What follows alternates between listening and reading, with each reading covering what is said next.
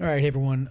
Been a long time since we've uploaded a video, and holidays and everything else kind of get in the way. But I wanted to, as not ready as I feel I may be for this episode, I'm going to at least start the conversation. So this one is 7.4, and if you guys recall, the series I'm in, all episode 7 point whatever, those will be a catalog of my political opinions. Some of them will be seen as controversial. I think none of them are. As we've said in previous videos, they're fairly traditional views on things. But a life or a choice, we are probably obviously talking about the abortion issue and whether or not the life inside of a pregnant woman is a life, is a person, or is it a choice.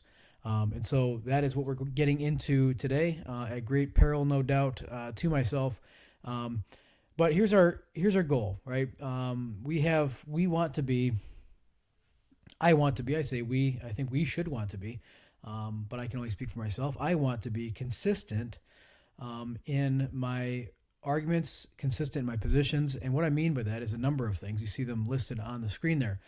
Philosophically and logically, I want to not hold views that are inconsistent with one another. So it may be that I hold a position A over here, and a position B over here. You can't see my hands, but A and B, and unbeknownst to me, because I haven't thought them through carefully enough, unbeknownst to me, they're actually not even compatible. They're contradictory, and at the very least, we should be seeking to have a consistent, coherent worldview, wherein those individual positions that make up our worldview are at least consistent with each other. I've said a number of times, with things like theological argumentation, you may have a two positions that are consistent with each other, and they may still not be biblical. And just because they're logically sound and they're consistent, they're not contradicting each other, doesn't mean they're biblical. And so there's multiple layers to seeing if your views are solid. But I think the first is, are they philosophically and logically coherent and consistent with one another? Next, I want to be, and probably more importantly, I want to be principally consistent, by which I mean I want to hold views, I want to hold positions because they are right to hold. Not because they're convenient, not because they help me out, not because they're expedient. In any case, and many times, principled positions are not expedient. They are the opposite of expedient. But I want to hold them because they're principled. Whether or not they're helpful to me, if I am up against if they put me in a difficult spot, being principled about it means I won't move simply because it'd be more convenient to move or change my position. I want to be principled in that. And one of the ways I help myself is to have a standard, right? To have a standard. So the Bible being my standard in a Christian worldview, I'm looking to be biblical about everything. I like Mike Winger's approach, trying to be helping people be biblical about everything and think biblically about everything. So I want to do that myself. I want to help anybody who is helped by this channel. I want to help you. If you're helped by anything that I say, I think most of those that follow the page are also those that I probably know in the local church. As if this page grows or this channel grows, and we have more influence, I would want the same for anybody else that checks in and checks out the content. So I want to be consistent. We want to be consistent in all of our views. Now we're going to get to the main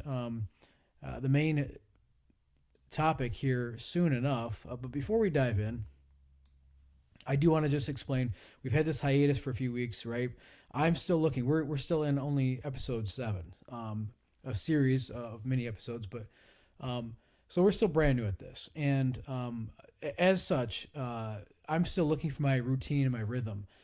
How we're going. You can even see the layout right now. The layout right now is different. I've got. I think I found this may be a system I like, where there's not a whole lot of editing to do after the video, but I kind of do that, build a PowerPoint and display it on the screen, and go that way. It might be easier that way. We'll see. I still may do some editing after the recording is done, but it shouldn't be as much. because the PowerPoint will drive most of the things that I would have edited in, and it's a little bit faster to build in PowerPoint than it is in sort of the post production stuff. But still finding my routine, my rhythm. Holidays kind of threw that off even more. I've been wanting to get to this episode for quite some time, and apologies for those that expected it long ago, because I said you only expected it because I said it would be coming, and then I didn't get to it. And so I'm looking for the rhythm, looking for the routine. As such, this will be a mixed bag approach. I think most YouTubers out there, most pages, Facebook pages, social media pages, sort of do this, where there's a number of different ways you tackle topics. And so as it makes sense, there may be all sorts of different things I do. Response videos seem to be the easiest, in that I can set the screen up like it is right now, where I'm on part of the screen and there's a video on the other part of the screen, and I'm just offering some commentary, some things to think about as we're watching that video together. That's an easy way for me to stay current with things. I want to try to produce this. I hate the expressions, but produce the content while the topics are still, live. They're still being discussed. They're still current. And that's kind of the game there, is to try to get on it fast enough. What's the methodology that allow me to get on it quickly enough to have anything relevant to say in a within the time frame, it's still relevant. So response videos will offer an opportunity to do that, as well as response videos to comments that I get and questions that come in, things like that. Shorts, when they make sense. I don't know that I'll make a lot of those. I've done several of them. None of them were great. I'm still learning as we go. But shorts, it's hard to say something meaningful in, like, what is it, 3 minutes you have on YouTube? So to make it a short, it just seems like it almost has to be clickbaity or shock value, and I'm not really into that. And so we'll see. Shorts may still be a thing that might drive some traffic to the page. I don't want to miss out on opportunities there, if that makes sense. But at least for my part, the interest is not really in that format. So longer form is kind of the thing I'd like to get into, and maybe a more developed sort of outline for a long form video that would follow the same outline each time, even though the content would be different. So we're still working through that. One thing I actually would like to add to the bag of tricks here is once in a while I read a book and I'm just like, man, this book could provide an outline for a series of shows and the book is valuable enough to go after. And so there's some books I'd love to do that with, but I don't know. We'll see if that comes up. Just some thoughts I'm having. As I said earlier, our current series is 2 episodes, 7 and 8. 7 being all my political opinions that may seem controversial, and that's the nature of why we started the show in the first place. Is because it was shortly after the Charlie Kirk assassination that it occurred to me, and it didn't just occur to me. Others had said it, and I took it fairly personal, that too many pastors are quiet about the things that many of us agree on. We just are trying to be courteous and polite, and not bring up politics in the pulpit or whatever else. And because we've been too silent on some things, Charlie Kirk's views were able to become what seemed like radical. But they're views that we hold. And I had no problem preaching in the pulpit. I had no problem preaching what the Bible says about topics. But I did, if I'm honest, I did probably try to avoid overly politicizing things, like overly making it a matter of politics. And I regret whatever measure of that I did. My intentions were good enough, but I think, more people need to know that more people believe those things so that they can't seem radical. We're always talking about normalizing abnormal things. That's why you use the term. How about normalizing normal things and normalizing traditional things that people have believed for, forever. And so episode 7 kind of is the heart and soul of what I had started out wanting to do. I don't want to camp out there forever. I'll exhaust that pretty quickly, the 8 or 10 topics that are sort of hot button issues politically.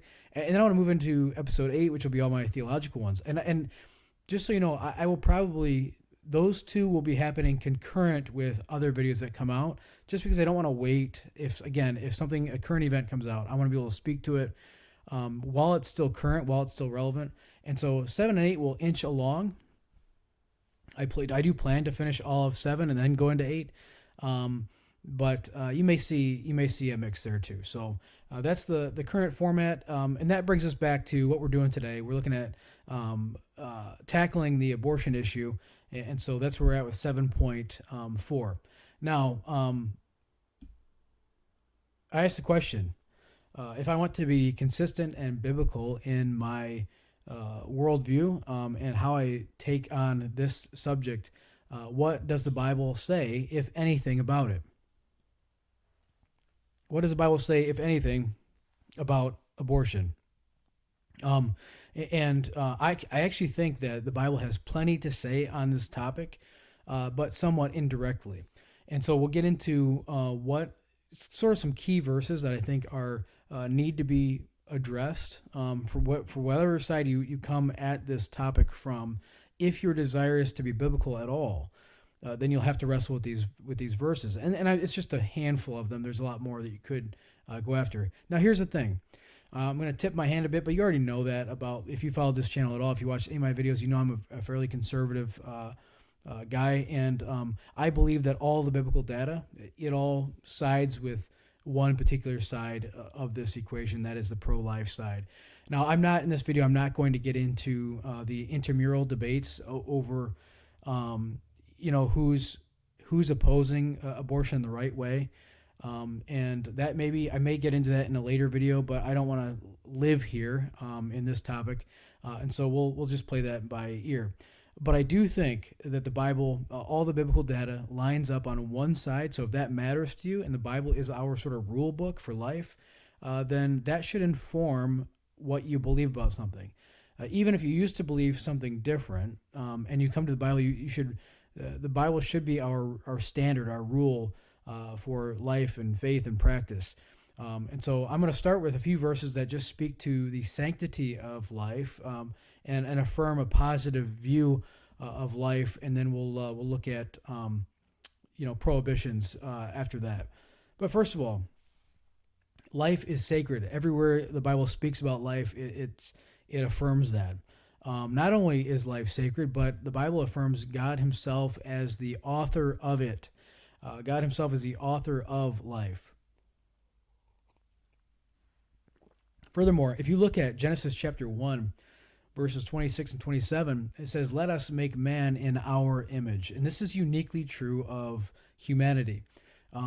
No other animal or species, kind of life, is made in the imago Dei, the image of God. And so that's not just life is special and sacred, but human life is separate even from all other life, in that we are made in the image of God. And again, that's something that's not said of any other animal life. If you look at Job chapter 10, verses 8 through 12, obviously we don't have the whole thing cited there, but the point it gets at is, "Your hands fashioned and made me." Now, clearly, this is not meant to be a description of how he physically made Job. It is simply Job, in a poetic way, giving full, unequivocal credit to God, who created him and fashioned and made him. And so Job recognized that. Psalms goes a little bit further, 139, verses 13 through 16. "You formed my inward parts. You knitted me together in my mother's womb." And then Isaiah, of course, the prophet, writing several hundred years before the time of Christ. Isaiah chapter 44, verse 24, "Lord formed you from the womb." So again, all of these things saying that the life in the womb is something intentional, it's something sacred, and it's something that God himself is the author of. Now, I want to look at another passage to add to this, and this is really, I think, the most powerful one when it comes to this argument. But Jeremiah chapter 1 and verse 5, because God didn't just create life and take credit for making it in his image, but he takes interest in our lives. So in Jeremiah chapter 1, verse 5 says, "Before I even formed you in your mother's womb, I knew you." Now, this word "knew" is not a like I knew of you, I knew about you, I heard about you, I read about you in the paper, whatever. No, this is an intimate and personal and purposeful knowing. I knew you in an intimate and personal way. You could use the same word in the Hebrew. You'd use the same word for something like a man knowing his wife in the marriage bed. I mean, this is a very intimate, very personal knowing, and so it's not something you can just shake off and say, well, it's no big deal. Yeah, God created life, but He doesn't care until it's fully formed adult, or even a baby living outside the womb. No, the Bible's unequivocal about this. That life is precious and sacred even before. So the previous verses talked about God forming you in the womb, but this one's saying that even before you were a thing conceived, and before I formed you in my mother's womb, I knew you. So these are, I think, undeniable texts that if you want to be pro-choice, you've got to have some sort of answer for these texts, and wrestle with the idea of you being able to unmake what God made. You being okay with terminating something that God calls special, personal, and intimate. And so I think Jeremiah 1:5 is damning to the pro-choice position. Now, I also want to talk about the M word being prohibited. I'm not sure all the rules with social media and YouTube about buzzwords that can get you taken off the platform, whatever. I don't have much of a following, so I don't know that I'd even register as a blip on the radar, but I'll try to avoid that anyway. So the M word is, of course, prohibited as a foundational moral principle. So we could go a number of places. I have, 4 verses there, or 4 passages of scripture listed there, so kind of the negative view. The first several verses were all about the positive view of the sanctity of life. Now the negative view: don't do this, don't take a life. And we see in Genesis chapter 9 verse 6, whoever sheds the blood of man, by man shall his blood be shed. This is obviously a euphemism for taking someone's life, shedding the blood of man. And this is basically God instituting capital punishment. Now you can make an argument that you think that's an Old Testament thing and that shouldn't be around now after grace and Jesus has come in the new covenant. I'll hear that argument, but this is just kind of to set the stage as a foundational moral principle, like that God takes very seriously the idea of taking another person's life. Now, this text comes after the next text, which is Genesis 4:10. So it occurs earlier in Genesis, and this is a story of Cain killing his brother Abel. And in Genesis 4:10, it says, "The voice of your brother's blood is crying out to me from the ground." So obviously, in a sense of justice, and God hears that cry because of the unjust killing of Cain's unjust killing of his brother Abel. So we fast forward to Mount Sinai and the 10 Commandments being given, Exodus chapter 20, verse 13. And it says it pretty unequivocally, you shall not murder. So there I go, saying the word, but it's right there in the Bible. So hopefully I can quote the Bible. But you shall not do it. It's a blanket statement. Do not take somebody else's life. And then in Proverbs, I think this is worded even more powerfully, maybe. Chapter 6, verses 16 and 17. 6 things that the Lord hates. 7 are an abomination. And I think it's the last in the list, but hands that shed innocent blood. And you could ask, you could say, who's that about? Well, I think it's anything innocent, but it's hard to imagine anything more innocent than a baby in the womb that hasn't even had the opportunity to do right or wrong. So, all right. But you might be protesting at this point. You might say, well, why no direct prohibitions? Why no direct prohibitions? Well, I would say this. I would say that already it's been sort of foundationally established and morally settled that we are not to M-word each other, right? So it's not a stretch then to extrapolate out from that the taking of any life any human life, because all are made in the image of God, is wrong. So there's actually not a debate to be had within the theocratic world that was ancient Israel. I don't think in that model there was a debate to even be had. We only need to debate things like personhood when culture demands that we redefine it. We only have to start having these conversations when that question of can I terminate this pregnancy or not comes up. Um, and so this is one of those areas where it seems like the church is getting into politics. No, I think politics ventured into questions of morality and ethics and things like that, and really politics has to do with that too. But I think we can't, for reasons I'll maybe get into in future videos. I used to be more hands off. This is why I lean libertarian on a lot of things. You do you kind of concept, live and let live sort of concept. But then when you invite in a third party, an innocent third party, now it's no longer live and let live. It's no longer you do you, but you're doing you to somebody else. And that's why I think our moral obligation is to stand up for those that cannot stand up for themselves. So the big answer to this one is that why no direct prohibitions of abortion? Well, it's a bit anachronistic, probably. I don't know enough about the ancient world, and I'd be happy to learn more. And I am looking into more and more of these things as I develop more content for related videos. But it seems to me that there was no direct prohibition needed, and so it didn't need to be said. I had a quote that and it wasn't a direct quote, but it was a paraphrase.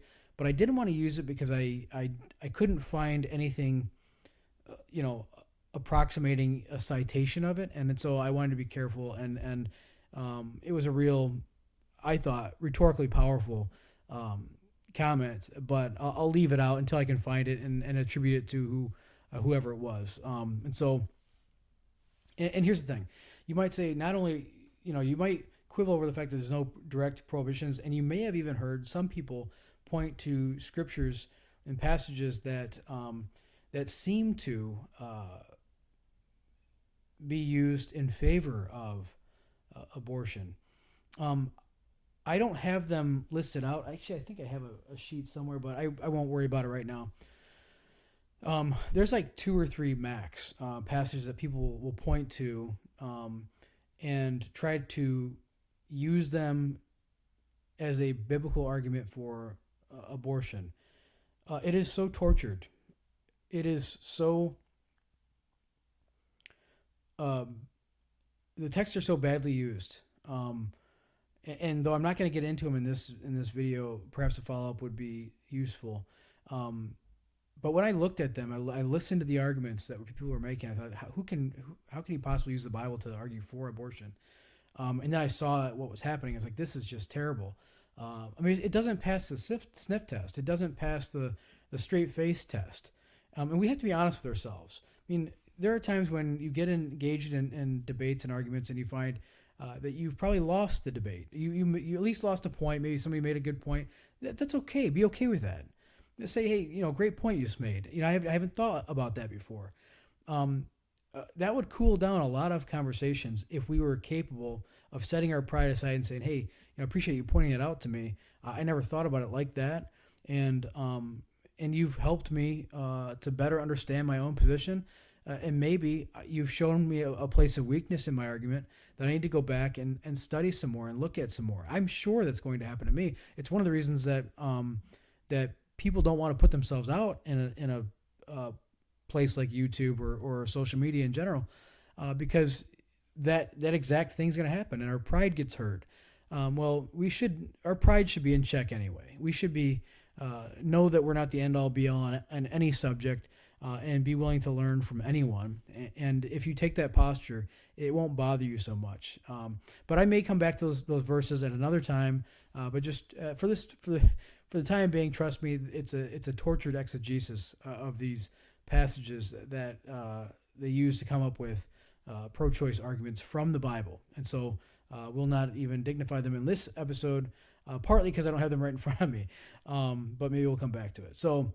What about, you may be asking, what about, your libertarian beliefs, Jeff, um, I and this question, I see it come up a lot with libertarian positions. Is that well, if you're all about live and let live and freedom first and everything else, then shouldn't you be on the side of the pro-choice movement because your libertarianism would dictate rights?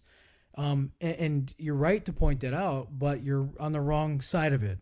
I would say, because I believe that the rights don't are not primarily in the they're misapplied.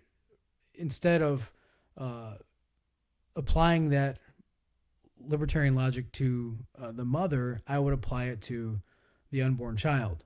If we have liberty, if liberty means anything at all, it means we have life, liberty, and pursuit of happiness. This is kind of a constitutional sort of foundation: life, liberty, pursuit of happiness. Life is the first one, and so yes, if I'm going to be libertarian minded in the way that I approach these things, I think first and foremost that life is the first of those. And I read this somewhere. If liberty exists for any enduring reason, it is to protect the person. And if that is the case, then liberty cannot be invoked to destroy one. So yeah, where we ought to apply our libertarian logic, I think, is in favor of the unborn, the one without the voice to defend itself, him or herself, and that's why I would come down on that part of the equation. And so where the choice exists for the man or woman, men and women who have together conceived a child, and I think the men ought to be considered more in this, because a woman cannot procreate a child by herself. And I do understand why more of the weight is given to her opinion, because the baby is developing within her. So I'm not blind to that. I just think that we've swung the pendulum too far the other way. But when a life is conceived, that is not where the choice exists. The choice existed prior to that. The choice existed whether to engage or not engage in the sort of activities that would result in a life being formed. And so that's where I would come down on that. And it may not be satisfactory to you, but as I've said before, it's my channel, so that's my position there. Now, you might say, what about extreme cases? I'll not say the word, but the R word, or incest, or if the mother's health is at risk. Now, I'll start with the last one. I have heard from doctors who have performed thousands of deliveries rather, and these doctors have said that there is never a medically necessary time to abort or terminate a pregnancy. It can become medically necessary for the health of the mother for the baby to be delivered early, but never that the baby needs to be terminated. The pregnancy needs to be terminated. So I would need to be challenged on that if there's cases out there that say the opposite. But I've seen several doctors affirm what I'm saying in different videos at different times. And so I would wipe that one off the slate, and I have to see a case where a mother's life or health were